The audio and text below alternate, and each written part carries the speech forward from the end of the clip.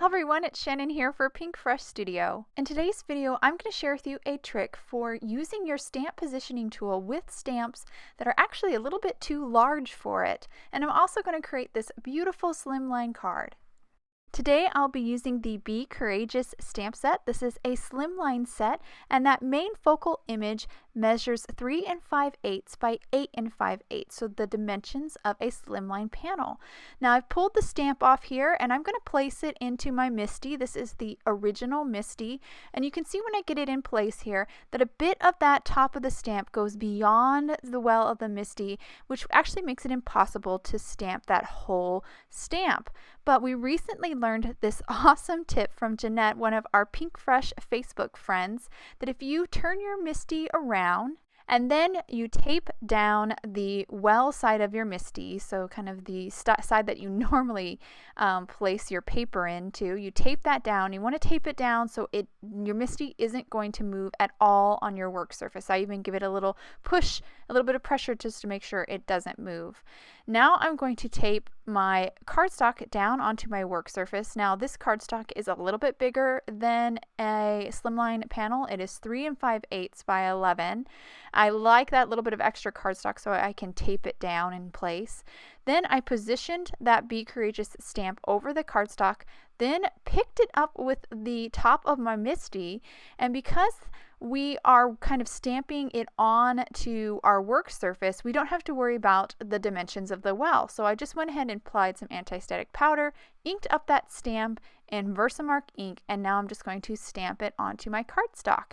Now because everything is taped in place, I can actually ink it up and stamp it a second time, and everything will stay in perfect alignment. So isn't this just a super handy trick? You really have at least another inch more of work surface now that you can kind of move your MISTI around and kind of set it up this way.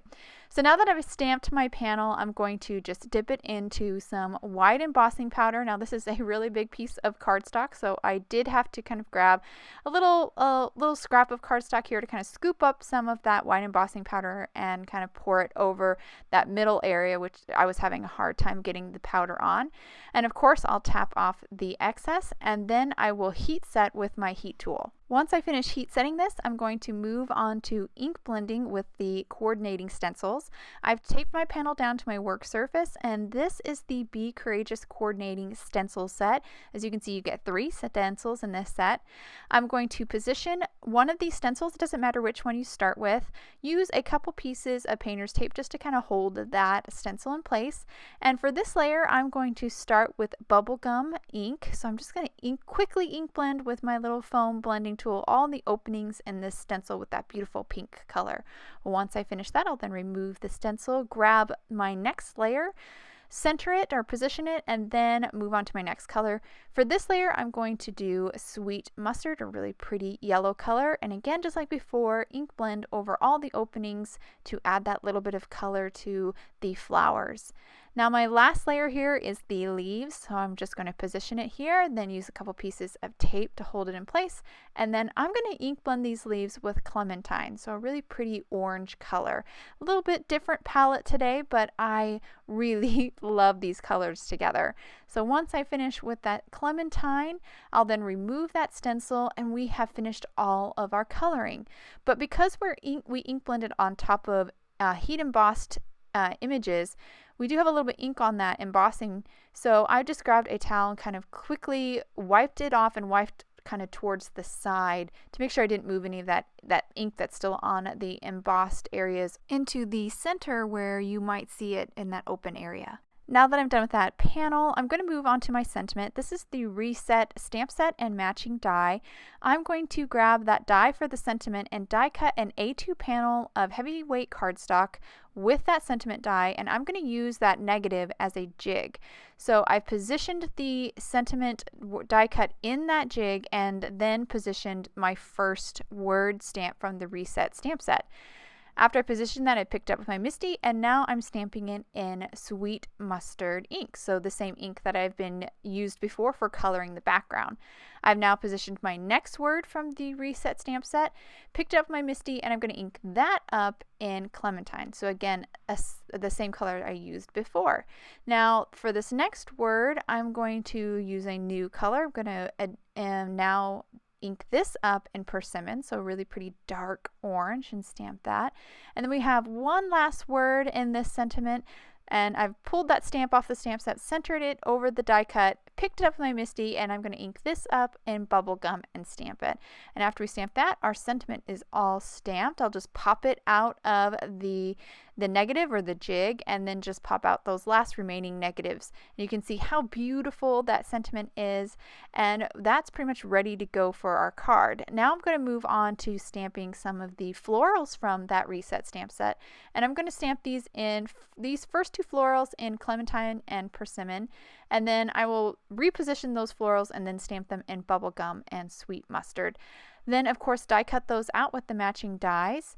I've also die cut a piece of white craft foam with that sentiment die from the Reset stamp set, and now I'm going to adhere my stamped cardstock sentiment right on top of that craft foam. That's going to give it a little bit of dimension, so we have a little bit of height for this card. Now I'm going to use these craft foam scraps, the scraps from leftover cutting that sentiment. And I'm just going to trim a little bit down to make these tiny little bits of craft foam and adhere them to the back side of my flowers so they have some dimension as well. Now I'm basically ready to kind of bring this card together. I have a slimline card base made from some heavyweight cardstock that is cut to 7 1/4 by 8 5/8 and then scored at 3 5/8. I've added some adhesive to the back side of my slimline panel that I did trim down to 3 5/8 by 8 5/8. Adhered it to my card front, and then I will add some liquid glue to the back side of my sentiment and center that on my card front.